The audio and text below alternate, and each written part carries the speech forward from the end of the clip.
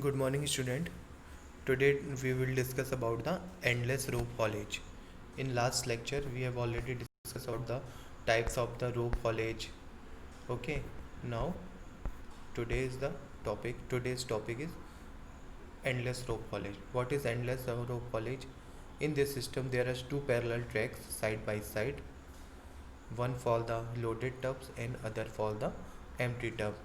इसमें दो parallel track होते हैं, है ना, आजू बाजू में side by side.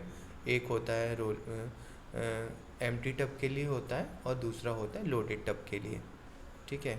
And an endless rope passes from driving drum pulley located at out by end of haulage road to the in by end back again by tension bogie. ठीक है. इसमें क्या रहता है कि एक एंडलेस रोप होती है जो कि एक साइड से तो ड्राइविंग ड्रम से रहती है और दूसरी साइड से पुली के थ्रू टेंशन बोगी से कनेक्ट रहती है. टेंशन बोगी इसलिए लगाते हैं कि रोप में प्रॉपर टेंशन बना रहे, रोप लूज़ ना हो, क्योंकि जो भी ड्राइविंग जो रोप है वो ही मूव हो रही है. रोप के थ्रू, रोप के मोशन के थ्रू ही जो वो बोगी मूव हो रही है ना, बोगी को रोप हॉल कर रही है. ठीक है. तो इसके लिए हमें प्रॉपर टेंशन चाहिए, क्योंकि अगर ठीक है तो the tubs loaded as well as empty are attach to the rope at regular interval. तो लोडेड टब और एम्प्टी टब जो है एक पर्टिकुलर इंटरवल पर, ठीक है, ये सिंगल टब भी हो सकता है और डबल टब भी. ठीक है. नंबर ऑफ टब्स भी हो सकते हैं जो एक पर्टिकुलर डिस्टेंस पर वो कनेक्ट रहते हैं with the help of the clip के थ्रू कनेक्ट रहेंगे. That the entire rope length has tubs on at the interval. only one tub only one tub is attached to the rope at the time, but where lashing chain is used for attachment. ठीक है. जिसमें एक chain अगर attach है रोप से, एक ही tub single tub attach है, तो उसके लिए हम लैशिंग चेन यूज़ करते हैं. लैशिंग चेन जो है वो रोप को टब से कनेक्ट करती है. The normal practice is to attach the set of tub. The attachment and detachment is perform by stopping the rope. ठीक है. एक या दो टब अटैच है, नंबर ऑफ टब अटैच है, तो रोप को स्टॉप करके हम अटैचमेंट और डिटैचमेंट को अलग कर सकते हैं. ठीक है.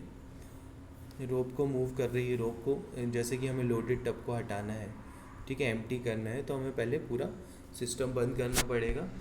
ठीक है. रोप को डिटैच करना पड़ेगा और फिर हम उसको अनलोड कर सकते हैं. If however clips are use for single tub, they can be attach और detach when the rope in motion. ठीक है. जब सिंगल टब अटैच है तो हम जब रोप मोशन में है तब भी हम उसको लोड और एम्प्टी कर सकते हैं. ठीक है. The gradient of haulage road is mild as rarely exceed 1/6. जो ग्रेडियंट है एंडलेस रोप हॉलेज का बहुत ज़्यादा नहीं होना चाहिए, माइल्ड होना चाहिए, क्योंकि दो पैरेलल रोडवे हैं और कंटिन्यूस आपका मोशन रोप क्या मोशन में होती है, इसलिए उसका पैरेलल ट्रैक होने के कारण इसका ग्रेडियंट ज़्यादा नहीं होना चाहिए. The speed ranges between 3 kilometre per hour to 7 kilometre, यानी 3 से 7 किलोमीटर के बीच में स्पीड होनी चाहिए, ज़्यादा नहीं होनी चाहिए. The rope moves in one direction only. The squirrel cage motor is commonly use. Rope जो होती है सिर्फ एक ही डायरेक्शन में मूव करती है और स्क्वायरल केज मोटर यूज़ करते हैं हम इस चीज़ के लिए. एडवांटेज क्या है इसके? Because of slow speed less wear and tear. Speed slow है तो वियर एंड टीयर जो है, घर्षण और ये सब कम होता है. ठीक है. Accident from derailed tub do not cause much damage due to slow speed. Slow speed होती है तो एक्सीडेंट के चांसेस भी कम होते हैं, उसके एक्सीडेंट में भी डैमेज होने के चांस कम होते हैं. Motor of less power required. ज़्यादा एकदम हाई पीक पावर की मोटर की ज़रूरत नहीं पड़ती, जैसे हमने देखा था। ठीक है, कौन से हॉलेज में, मेन एंड टेल ए, अपना डायरेक्ट रोप हॉलेज में पीक पावर चाहिए, क्योंकि हम क्या इस आपका स्टॉप है, टब स्टॉप है और फिर हम उसको मूव करा रहे हैं, तो इसके लिए हाई पीक पावर चाहिए। लेकिन इसमें आपका ऑलरेडी मोशन में रहता है टब, तो है ना, तो नॉर्मली अपना लेस पावर वाली मोटर भी चलती रहती continuous. It does not place heavy peak demand on power supply. ठीक है, क्योंकि ये इसमें हैवी पीक पावर की ज़रूरत नहीं पड़ती है, क्योंकि हम नीचे से ऊपर नहीं ले जा रहे हैं टब को। ठीक है, एक पैरेलल ट्रैक है, ट्रैक का जो पैरेलल ट्रैक है, ट्रैक का जो क्या बोलते हैं आपका ग्रेडियंट है वो भी कम है, तो इसके लिए हमें पीक पावर की ज़रूरत नहीं पड़ेगी। डिसएडवांटेज क्या है इसका, अब देख लो। Disadvantage is required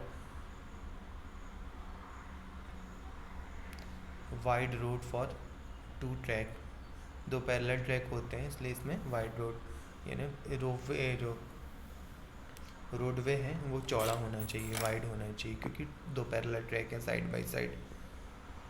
does not suitable for steep gradient, जहाँ पे ढालू है ज़्यादा, स्टीप ग्रेडियंट उस वहाँ के लिए सुटेबल नहीं है।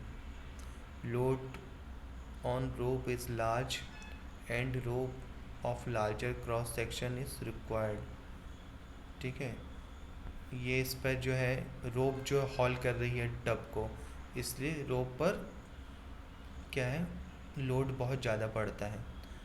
ठीक है, इसके लिए हमें क्या है, रोप का लार्जर क्रॉस सेक्शन, यानी क्रॉस सेक्शन रिक्वायर्ड रहता है। ऐसा नहीं कि कहीं से भी मोड़ती है, इसके लिए आपको जहाँ से मुड़ती है उसके लिए आपको क्रॉस सेक्शन ज़्यादा चाहिए। ठीक है, पुली का जो क्रॉस सेक्शन, बड़ी पुली यूज़ करते हैं इस चीज़ के। Large number of tubs and clips are required as rolling stock. ठीक है, रोलिंग स्टॉक रोलिंग करने के लिए हमें ज़्यादा से ज़्यादा टब की ज़रूरत पड़ेगी और उसको कनेक्ट करने के लिए क्लिप की ज़रूरत पड़ती है। If breakdown of any tub occurs the whole system comes to the standstill, यानी एक टब में ब्रेक डाउन होता है या कोई प्रॉब्लम आ जाती है तो पूरा सिस्टम ही स्टॉप करना पड़ता है। It can not serve a main road and branch road simultaneously unless elaborate arrangements are made to course of rope to branch line with help of the direction and deflection pulley। यानी ये जो आपका track रहता है main track में ही चलता है, इसके लिए हम कोई ब्रांच रोड या वो नहीं कर सकते कि साइड में हमने टब खड़ा कर दिया। ठीक है, उस चीज़ के लिए फिर दूसरा टब आ रहा है, वैसा नहीं। एक पैरेलल ट्रैक होता है, उस पर ही सारे टब मूव करते हैं रोप के थ्रू। ठीक है, तो ये हो गया endless haulage system. Okay, thank you.